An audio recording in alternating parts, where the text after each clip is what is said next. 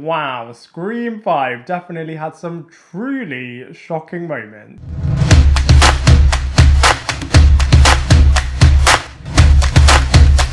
Hello everybody, and welcome back to my channel Lifestyle Critic. I hope you're having a brilliant day. So this is going to be my spoiler review for the awesome Scream 5. They have totally revitalized and brought back the Scream franchise with a vengeance, with this nostalgia love letter, whilst also putting a bit of a new spin on everything as well. And I absolutely loved it when the credits started rolling and they said "For Wes" right at the end. I thought that was such a nice touch. And I absolutely also loved it how the Sam Carpenter character is actually Billy Loomis's daughter. Oh my god, my mind literally blew up at that moment. And also they brought back Skeet Ulrich as Billy Loomis and was the voice of darkness in Sam Carpenter's mind. I thought that was so awesome. And obviously nobody knew that Skeet Ulrich was going to come back and reprise his role in this film. And just seeing Billy back on the big screen was just absolutely incredible. And also the concept of a serial killer's daughter who is actually on the good side but does have some evil darkness in her, especially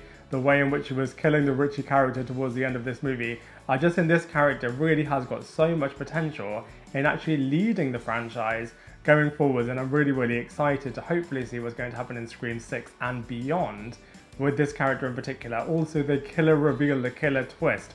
I thought having Richie, the boyfriend, the one in the beginning who seemed a little bit too obvious to be the boyfriend, especially when Dewey immediately picked him, and also when Richie was referencing this towards the end of the movie, was really clever. I mean, the boyfriend trope obviously has been done a lot in the first Scream movie and was really shocking when it happened there. And I love how they have used it in very different ways across this franchise. So for example, in the second Scream movie, it's really obvious to think that actually it is Derek again, and then it was revealed not to be Derek, even though Mickey was making you think it was Derek towards the end of the second movie. And also the Scream TV series also did this as well. Scream 4 did it in a nice way as well, in terms of you are thinking again that the Trevor character is going to be revealed to be the main killer, but actually then this was a bit of a killer twist over there as well. So I thought it was really great and sensible actually that this time they did revisit it and they totally did subvert everyone's expectations of what they think is going to happen. I thought their motivation was absolutely hilarious as well, as it really was making fun of toxic fans and the toxic fan community and the Reddit community in particular, as well as obviously these two characters, Ammar and Richie, met over Reddit for the disgust of what the Stab franchise was going towards. As obviously they were making fun of the fact that there were superpowers now and some time traveling happening in all of the Stab movies, and they wanted to bring it back to its glory days, so set up this whole thing just for the Stab movie community. So I thought the social commentary that they were giving through these characters was really interesting. Even though the Ammar character, I feel like she was that gimmicky sidekick psycho type character, but they didn't develop her as much as the other characters did. And on that point as well, I feel like a lot of the friends were really just there to kind of be friends, targets and suspects, but otherwise they didn't really delve into them as much as they did with the Carpenter family, as well as of course the Richie character and a little bit with the legacy characters as well. Speaking of which, the fact that they killed off the Dewey character was just so shocking and so heartbreaking as well. I thought it was so emotional, the fact that he died due to Gale Weathers calling his phone, and I did think it was a really epic way to leave this character, as obviously this is such a super iconic character across all of the first 4 Scream movies.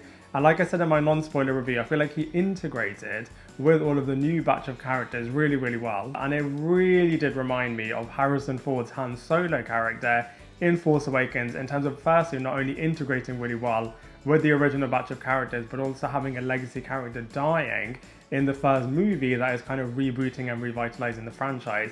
Like I said, you could somewhat see it coming and you were hoping that it wouldn't be the case, but I just feel like the Dewey character really did leave in a really heroic and a really epic way. We then have Jenna Ortega's character, who was so awesome with the opening sequence in this movie. I do feel like they could have done a little bit more with that, but that being said, what they did do with it was really awesome. And they also subverted your expectations again with this character, as actually the opening kill character survived. And I feel like she actually brought quite a lot to this movie. First of all, Jenna Ortega is such a superstar, so I feel like the fact that she was in this movie alone was bringing a lot to it. But also from a character perspective, she was really bringing a lot of depth to the relationship between Sam and with Tara as well. And also the hospital scene, so excruciating to watch, just seeing what Ghostface has done to this character, and then just seeing her desperation to survive in some truly excruciating circumstances.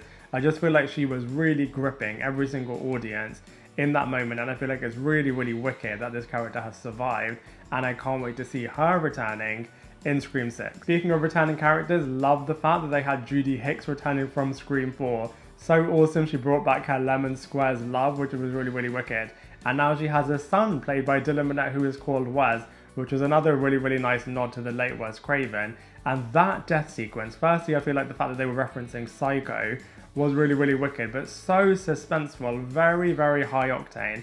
Just seeing how desperate the Judy character is to save her son was just so emotionally driven firstly, and just so unexpected how Ghostface is just killing her in broad daylight outside her house, and then is brutally killing the Wes character off, who was trying so hard to grab his tasers but just wasn't able to grab it in time, and then had such a brutal murder. And they also gave the Wes character within this universe a bit of a send-off and a party, which is obviously then starting the final act where we go back to Stu's house. Like I said in my non-spoiler review, I would have loved to have seen a little bit more with the Sydney Prescott and the Gale Weathers character, but that being said, the fact that we got Neve Campbell and Courteney back in this film was just so legendary in and of itself, and it was just so lovely to see them back. Of course, I think rightly so, the focus definitely was on David Arquette's Dewey character, as they obviously wanted to give him such an epic send-off, which like I said, they did do in a really, really good way. But that being said, you know, Sydney and Gale definitely had their moment to shine in the finale moment, which was just so awesome. And I love how they brought all of their wisdom and their experience to really help Sam and Tara Carpenter out.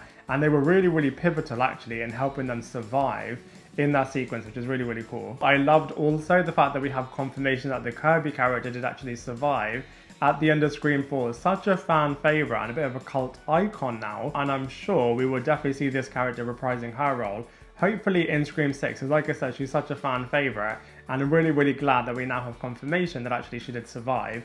And speaking of other characters, I'm really, really sure that we'll also see in Scream 6, or maybe Scream 7, the mother of the Sam and Tara Carpenter character. She was spoken about quite a lot, and also I feel like given the fact that Maureen Prescott was such a big character in her own right in the first trilogy of movies, I'm very sure that the mother character of these two sisters will be really, really pivotal and important as well. The twins were great additions in this movie. Again, I feel like they could have done a little bit more with them as they were very secondary character based. But that being said, Mindy in particular, I love how she was totally channeling the Randy vibes. Also, speaking on that point, love the fact that we brought Randy's sister back from the third Scream movie, and I love how she has a little bit of a twinkle in her eye for the Dewey character. I feel like the fact that they brought this character back was absolutely awesome, and all of the memorials that they had for the Tatum character and the Randy character were such nice touches back to the first Scream movie. And of course his niece is totally channeling him in terms of explaining how requels work, and was pretty much having a bit of a scene for scene remake of the fact that Randy was nearly going to get killed off in the sofa scene. In terms of her twin brother, I feel like the Chad character was decent and definitely had potential, but I just feel like they didn't really use it. I thought the Phone Find Me app was really, really clever, but I just feel like his send-off and a number of other send-offs as well were pretty basic, and I do feel like they could have done a little bit more with them. But that being said, I think the fact that they filmed this entire movie during COVID times is really, really impressive. And so those are all of my thoughts from a spoiler perspective of the fifth Scream movie. Now I'd love to hear from you, so please let me know what you thought of it and any other Easter eggs that you found in this movie in the comment section below. Otherwise, I look forward to seeing you in my next video.